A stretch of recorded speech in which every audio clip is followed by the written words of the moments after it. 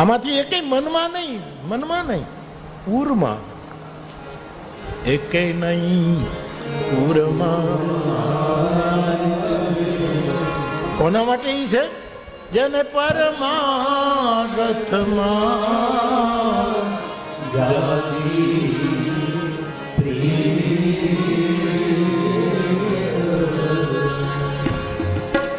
મન કર્મ વચન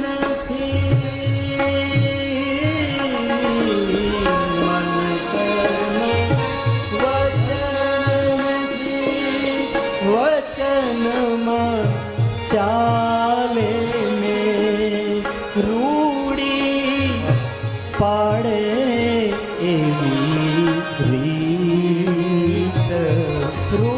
કોઈ શાસ્ત્રોના શબ્દનો આડંબર લીધા વગર ગંગા સતી આટલું જ કહે, જેની રીત રૂડી હોય. બસ બોલે રૂડું, જીવે રૂડું, હસે રૂડું, રોવે તોય રૂડું લાગે, હસે તોય રૂડો લાગે, પડખા ફેરવે તોય રૂડો લાગે, ચાલે તોય રૂડો લાગે, બેસી જાય તોય રૂડો લાગે, સન્મુખતા પણ રૂડી લાગે, પીઠ પણ રૂડી. જેની રીત રૂડી છે.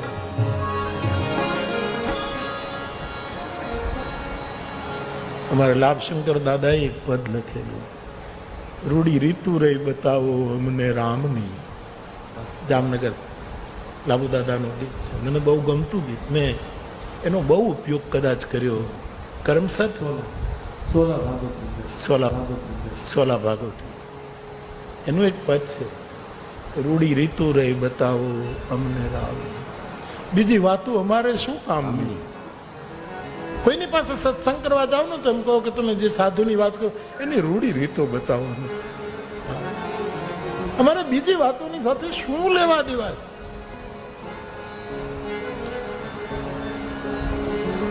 રૂડી રીતુ રહી બતાવો અમને રામની. પછી બીજી વાતોથી અમારે શું કામ?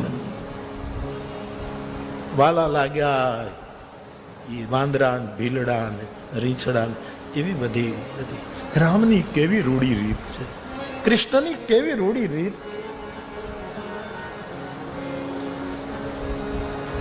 શ્રી રામ જય રામ જય જય રામ.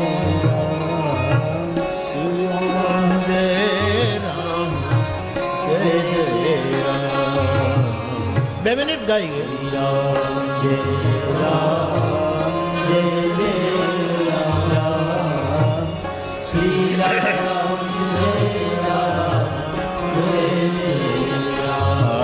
શ્રી રામ જય રામ જય જય રામ.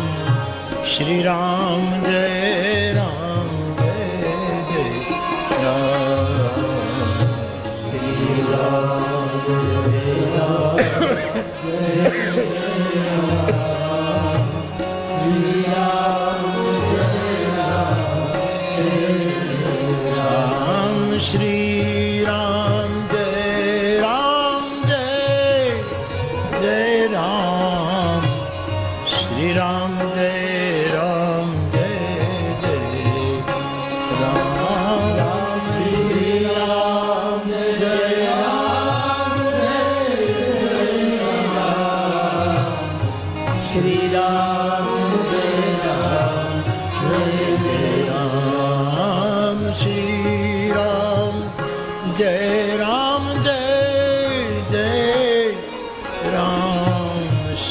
જય રામ.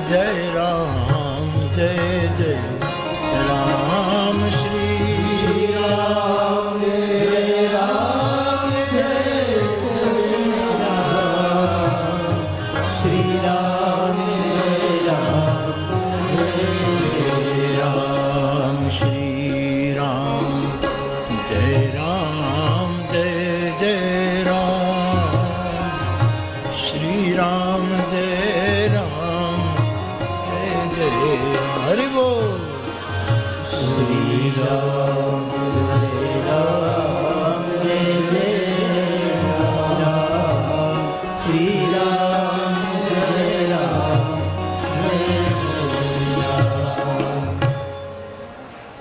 આપણા રાજ્યના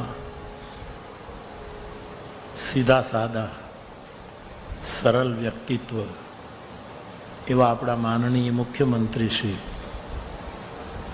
રામકથામાં પધાર્યા છે. મારી વ્યાસપીઠ આ સીધી સાદી રાજપીઠને આવકાર આપી રહી છે.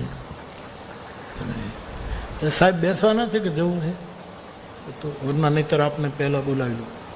1 વાગ્યા સુધી ચાલશે આપને સમય હોય, નહીતર આપ પહેલાં બોલી લો. જેવી આપની અનુકૂળતી હો સાહેબ, અમારે જેમ બીજાને અનુકૂળ હોય એમ જ. હા બેસે ને તો બહુ સારું. બેહો ને થોડી વાર શાંતિ.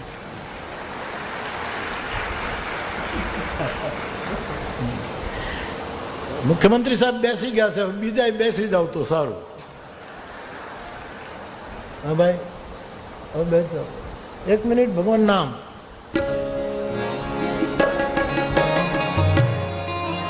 અમારે એવું છે, ભૂપેન્દ્રભાઈને મળવાનું કથામાં જ થાય છે, એ સિવાય કાંઈ એને મારું કામ નહીં, મારે તો એનું કાંઈ કામ જ હોય નહીં. એટલે કોઈને એકાબીજાનું કોઈ કામ નહીં. પણ કથા જ એક, આપણે એક ભજન નથી મિલને કા બહાના, એવું નથી આપણે યુપીમાં બધા ગાતા.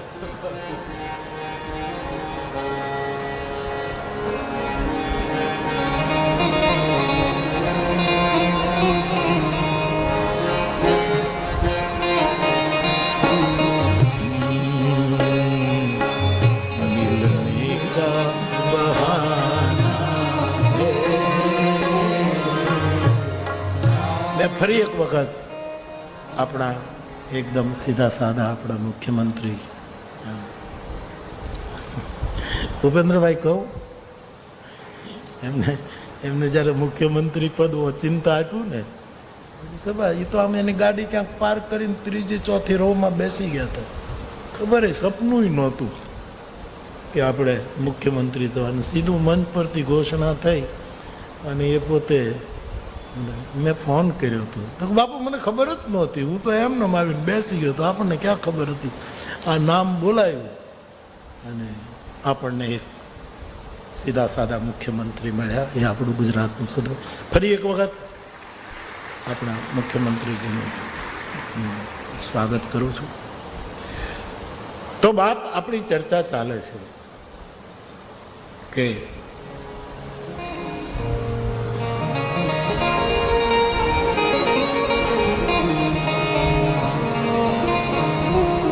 રૂડી રીતુ રે બતાવો અમને રામ. લાભુ દાદા કહે છે, કોઈ સાધુને પૂછે છે કે હે સાધુ, અમને રામની રીતો સમજાવો. આ ગંગા સતી માટે જેની રૂડી રીત છે, ન કોઈ અઘરા શ્લોકો, બસ આટલું સૂત્ર. જેના હૃદયમાં કોઈ શત્રુ મિત્રની ઉર્મિઓ નથી નીકળતી. તો બાપ બંધવ સંત સમાન ચિત હિતયન હિત નહીં. જેને કોઈ શત્રુ નહીં, કોઈ મિત્ર નહીં, એવા સાધુને હું પ્રણામ, એવા સમાન અને સરળ ચિત્તને મારા પ્રણામ.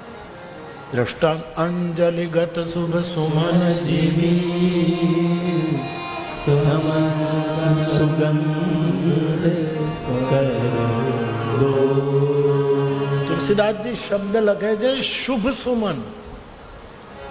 ફૂલ છે, એમાં શુભ લખવાની શું જરૂર? પણ શુભ ફૂલ એ ડાબા હાથમાં રાખો કે જમણા હાથમાં રાખો. જેને તોડ્યું એને દુર્ગંધ આપે, જેને હાથમાં રાખીને સંભાળ્યું એને સુગંધ આવો કોઈ ભેદ સાધુને ન હોય. શુભ ફૂલ. આમ ગાંજાનું વાવેતર લોકો કરે, એના દોડવા આવે ફૂલ જેવા. એ શુભ સુમન નથી. એ તમે ઘસો અહીંયા આમ કરો તો ત્યાં એની વાસ જુદી હોય, અને પછી તમે બીજા હાથમાં એ સમસુગંધ, કારણ કે શુભ નથી. હમણાં મને અમારે હાલરિયા બદરુ બાપુ મારું ધ્યાન દોર્યું બાપુ 2 દિવસ પહેલા કે બાપુ છાપામાં તમે વાંચ્યું, ગ્રીસમાં ઘેટાઓ ગાંજો તરી ગયા. ગ્રીસનો રિપોર્ટ હતો છાપામાં 2 દિવસ પહેલા ગ્રીસમાં. ત્યાં બહુ બહુ કાંઈક બધું પાણી એ બધું વાવી નાખ્યું, એટલું પાણી પીવું. અને 100 એકરમાં 100 વીઘામાં ગાંજાનું વાવેતર. ઘેટા થયા, ભૂખ્યા અને ચરવા માટે નીકળે. આ સાચો રિપોર્ટ છે, મેં વાંચ્યો. મેં કીધું બાપુ મને આપો તો હું જોઈ લઉં, ક્યાંક હું કથામાં કહું તો ખોટા ન પડીએ આપણે. એ સાહેબ આટલા ઘેટાઓ ભૂખ્યા, બુભુક્ષિત કેમ ન કરવો હતી બાપ? ભૂખ્યો માણસ શું ક્યાં મોઢું ન નાખે? અને બિચારાને ખબર નહીં, 100 વીઘાનો ગાંજો ચરી ગયા ઘેટા. અને પછી જે કૂદ્યા છે, એક ઘેટું આમ ઉપડે, એક આમ ઉપડે, એક ઓલાની પીઠ. આ બધા ફોટા આવ્યા છે સાહેબ. સમાજમાં ઘેટા ક્યારેક ક્યારેક ગાંજો પી ગયા છે સાહેબ. ત્યારે આપણને એમ લાગે કે જ્યાં સત્ય નથી, જ્યાં પ્રેમ નથી, જ્યાં કરુણા નથી, ત્યાં ઉછલકૂદ થાય. એવું મને હસવું આવ્યું કે ઘેટાઓ પી ગયા ગાંજો ને એવા. નહીંતર ઘેટા કેટલા સીધા સાદા હોય. એકની પાછળ બીજો બધો ક્રમ તૂટી ગયો, કારણ કે ગાંજો પી ગયા.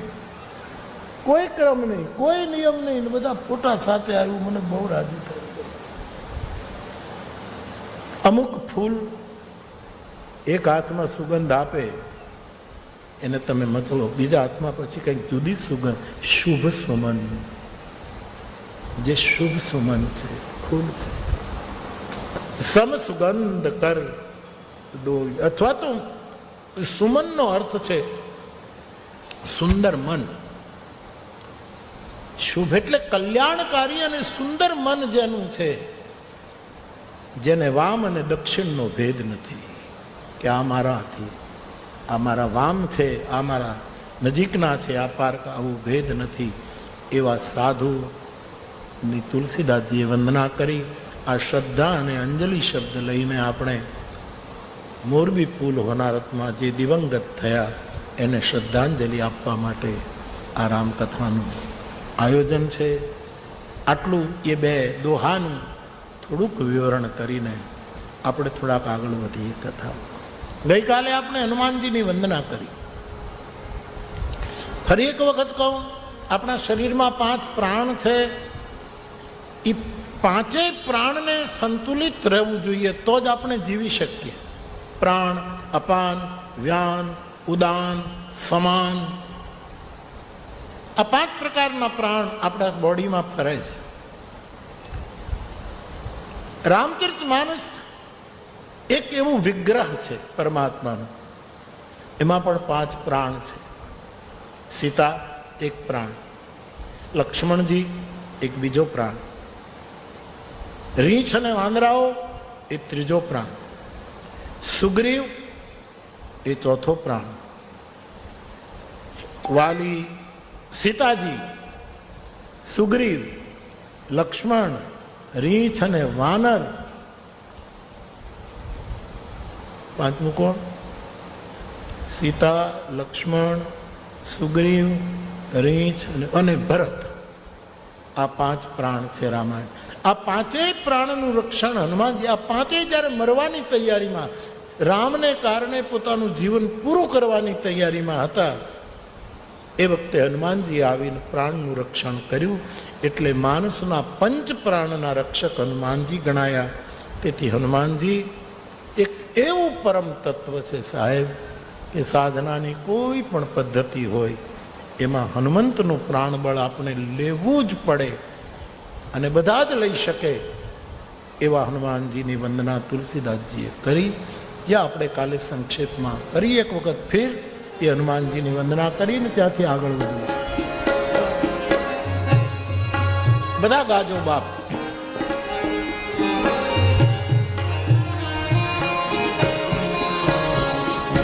મંગલ મૂર્તિ મારુત નંદન ગાઈએ.